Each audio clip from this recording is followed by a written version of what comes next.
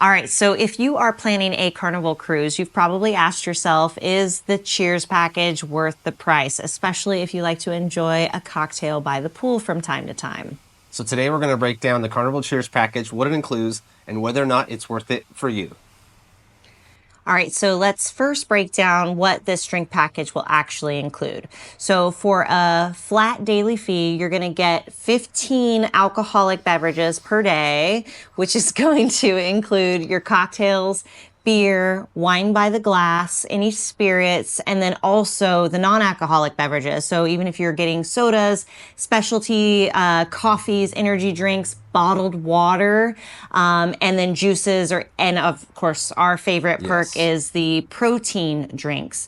In addition to that, you can also get 25% off if you order or buy one full bottle of wine.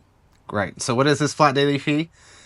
For cruises 6+ days, you're going to pay $70.74. And then for cruises 5 days or less, the price will be $82.54. Now that is the price for booking pre-cruise if you book it through the Carnival app. Once you're aboard the ship, in general, you'll pay about $6 more per person per day. Right. Sounds great, but of course, there are some limitations. True. All right, so let's get to the fine print. What do you need to know about the restrictions? First of all, as we mentioned, there's only a 15 alcoholic drink per day limit. Only. In addition, you cannot purchase any additional alcoholic beverages once you've reached this limit. Once you get 15, you're cut off, which I'm pretty sure is the same case if you don't have the drink package. We've never tried it without the drink package, so. That's true. And a second limitation is that obviously you cannot share your drinks with anybody. And in order to help partially enforce this rule, Carnival does have a minimum wait time of 5 minutes between drink purchases. Yeah, even if you're getting a bottled water. Yeah, or any other non-alcoholic beverages, you'll still have to wait 5 minutes before you can place another drink or beverage order. Exactly. In addition, each drink must be at least $20 or less. If it's above that, you'll have to pay the difference. And also, everyone in your cabin that's 21 or above has to purchase the Cheers package along with you. Yes, they're very particular about that. Correct. Now, obviously, I think there are some exceptions to this. Like if you've got a pregnant wife or perhaps you're allergic to alcohol, but you would definitely have to call Carnival directly to express this. And I would not try to push your boundaries and try to get one over on the company. I think they'll probably be paying attention to that. That's for sure.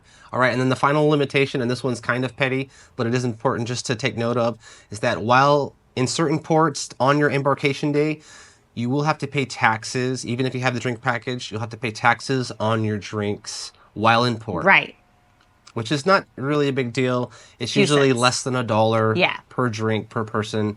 And while you're in port, once you've boarded, usually around noon, usually leave by 4 or 5 p.m. Yeah, for sure. You won't have more than 3-4 drinks at the very most. Presumably. But once you're out at sea, no more charge for those. And that's only certain ports, like he said. Right.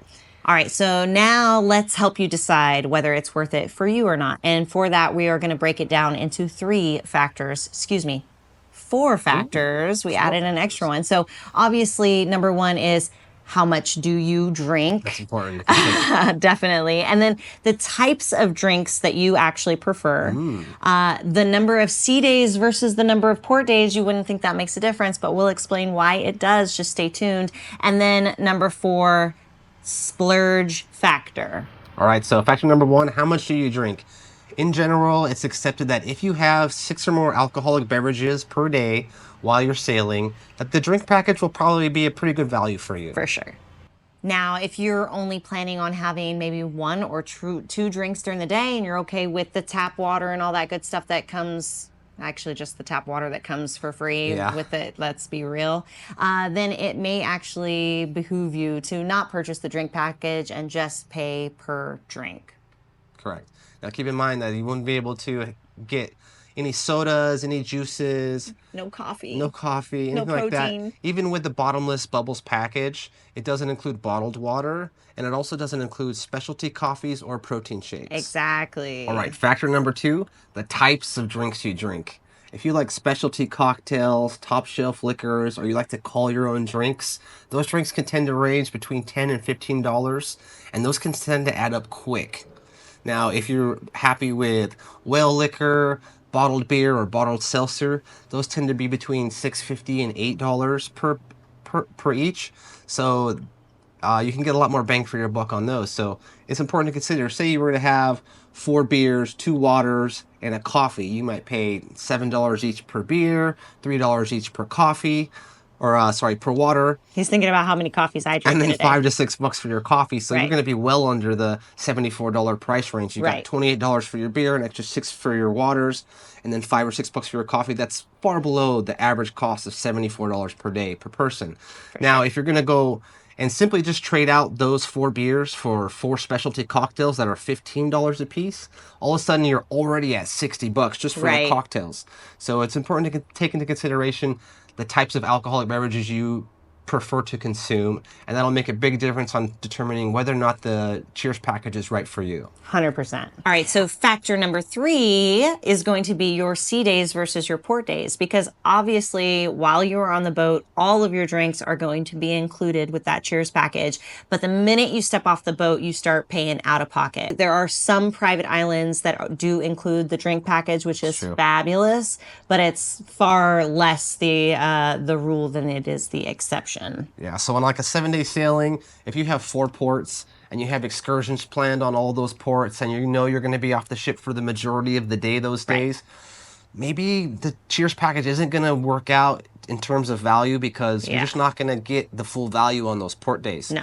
There's been at least several times where we've been enjoying a port, whether in Mexico or the Bahamas, and we've thought, man, we kind of want to just head back to the ship now, even though it's a little bit early, so we can start drinking and not have to pay for it. Exactly. Because we want to take advantage for that. Yeah, we already paid for we've it. already paid for. Exactly, for So sure. that's definitely a top factor to consider. All right, and then factor number 4 is the splurge factor, which is pretty important. I don't know. I think so. I feel like when we're on a boat, one of my absolute favorite things is like experiencing all of the venues. So that means all of the bars and the different restaurants. And when you're there and you're not having to think about how much the drink is going to cost you, or if you're over your daily budget, you can just order whatever it is that you want.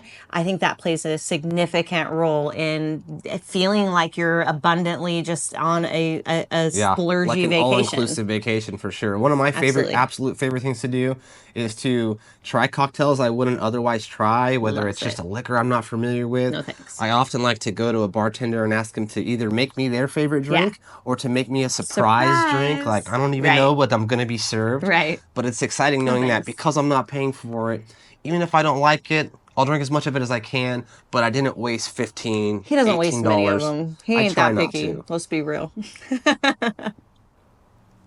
All right, so hopefully using those 4 factors will help you consider whether or not the drink package is right for you. In conclusion, do we think the drink package is right for us? Now, I have a feeling our opinions may differ. I tend to think because of the fact that I like to enjoy different cocktails, we like to visit all the bars on board throughout our sailing, and we don't have to worry about getting a huge stateroom bill that kind of snuck up on us unexpectedly. For sure. I tend to think it's worth it. But Dee, what do you think? Well, I mean, let's be fair. Obviously, dollar cost averaging, it's definitely worth it. Don't get me wrong. But one thing that I know about me is that I want to maximize the value out of it. And I find that what ends up happening is that I end up drinking way more than I have to. And maybe if I didn't have to, or I was thinking more about how much it's costing me, maybe I wouldn't splurge so much and then need to take so many naps during the day.